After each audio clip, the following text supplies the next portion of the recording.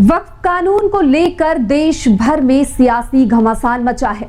एक तरफ भारतीय जनता पार्टी इस कानून के जरिए उन मुसलमानों के हित की बात कर रही है जो पिछड़े हैं या आजादी के बाद से आज तक मुख्यधारा में नहीं आ पाए, तो वहीं दूसरी तरफ विरोधी दलों की तरफ से वक्फ कानून की आड़ में मुसलमानों के सच्चे हितैषी बनने की होड़ लगी है। देश भर में मुस्लिम अधिकारों का वास्ता देते हुए कांग्रेस पार्टी की तरफ से केंद्र सरकार पर निशाना साधा जा रहा है, तो वहीं प्रधानमंत्री नरेंद्र मोदी ने अब इस कानून को लेकर ना सिर्फ सब कुछ साफ कर दिया है बल्कि उन लोगों की सच्चाई भी बता दी है। सुनिए प्रधानमंत्री ने हिसार में संबोधित रैली में कैसे मुसलमानों की झूठी चिंता करने वालों को बेनकाब कर दिया है। अपने पार्टी के अध्यक्ष मुसलमान को बनाए, क्यों नहीं बनाते भाई? संसद में टिकट देते हैं 50% मुसलमानों को दो, जीत करके आएंगे तो अपनी बात बताएंगे। लेकिन ये नहीं करना है, कांग्रेस में तो कुछ नहीं देना है। देश के नागरिकों के अधिकारों को छीनना और देना, इनकी नीयत किसी का भी भला करने की कभी नहीं रही, मुसलमानों का भला करने की भी नहीं रही। यही कांग्रेस की अच्छी सच्चाई है। साथियों, वक्फ के नाम पर लाखों हेक्टेयर जमीन पूरे देश में है। इस जमीन, इस प्रॉपर्टी से गरीब का, बेसहारा महिलाओं बच्चों का भला होना चाहिए था। और आज ईमानदारी से उसका उपयोग हुआ होता तो मेरे मुसलमान नौजवानों को साइकिल के पंक्चर बना करके जिंदगी नहीं गुजारनी पड़ती। लेकिन इससे मुट्ठी भर भू माफिया का कोई भला हुआ। पसमानदा मुस्लिम इस समाज को कोई फायदा नहीं हुआ। और ये भू माफिया किसकी जमीन लूट रहे थे?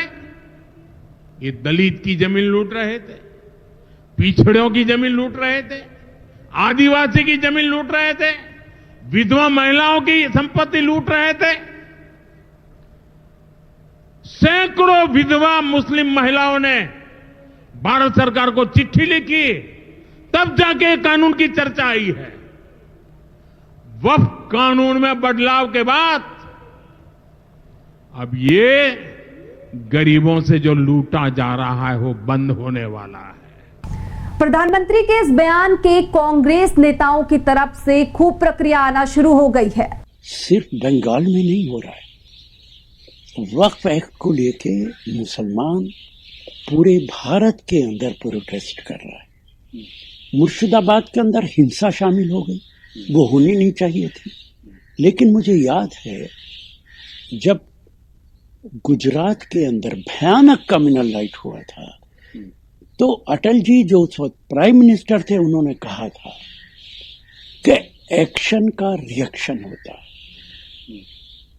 मुर्शिदाबाद के अंदर भी एक रिएक्शन है और इसके लिए भारतीय जनता पार्टी जिम्मेदार है। आप अगर किसी के मजहब पे जबरदस्ती हमला करेंगे उसके नतीजे कुछ भी निकल सकते। हमने देखा है सलमान रश्दी के साथ क्या हुआ। हमने देखा है भारतीय जनता पार्टी की अपनी एक लेडी स्पोक्स पर्सन के साथ क्या हुआ। हमने देखा है कि गोल्डन टेम्पल के साथ क्या हुआ। किसी के मजहबी मामलात में मदाखलत नहीं करनी चाहिए, लेकिन Bharatiya Janata party anti Muslim, anti इस्लाम है, इसलिए उन्होंने वक्फ के कानून को जबरदस्ती थोपा है। जबकि पूरे देश का मुसलमान, छोड़ दीजिए कांग्रेस पार्टी क्या कह रही है, छोड़ दीजिए ममता बनर्जी, अखिलेश यादव क्या कह रहे हैं, जिनके लिए कानून लाए वो आपके खिलाफ हैं। सारे देश का मुसलमान प्रोटेस्ट कर रहा है, लेकिन भारतीय जनता पार्टी ने अपनी आंखें और कान बंद कर रखे हैं। पता नहीं प्रधानमंत्री जी ने सच बोलने में क्यों परहेज लगता है। देश के पहले कानून मंत्री बाबा साहब भीमराव अम्बेडकर थे और प्रधानमंत्री पंडित जवाहरलाल नेहरू थे। और प्रधानमंत्री का विशेषाधिकार होता है कि वो कौन उसके कैबिनेट में होगा, कौन नहीं होगा। तो ये बताना शायद वो भूल गए। कांग्रेस का बहुमत था, कांग्रेस को ज़रूरत नहीं थी, लेकिन बाबा साहब को, बाबा साहब के योगदान को और बाबा साहब की व्यक्तित्व को कोई नज़रअंदाज नहीं कर सकता था। इसीलिए कांग्रेस ने पहले कानून मंत्री के रूप में बाबा साहब भीमराव अम्बेडकर का चयन किया। तो ये बताना शायद भूल गए प्रधानमंत्री। कांग्रेस ने ही देने का काम किया, आपने तो लेने का काम कर दिया। आप लगातार आरक्षण पर चोट कर रहे हो। संविधान के नाम के ऊपर आपने आरक्षित वर्ग के लिए जो सीटें आरक्षित थी वो लगातार घटने का काम हो रहा है। तो आपके तो प्रहार सीधा सीधा दलितों पर, शोषितों पर, वंचितों पर, पिछड़ों पर, आदिवासियों पर और मुसलमानों पर सीधा सीधा हो रहा है। देखिए, संविधान का अपमान तो सबसे ज़्यादा आप कर रहे हैं। अभी वक्फ कानून ला करके आपने संविधान को रौंदने का काम कर दिया।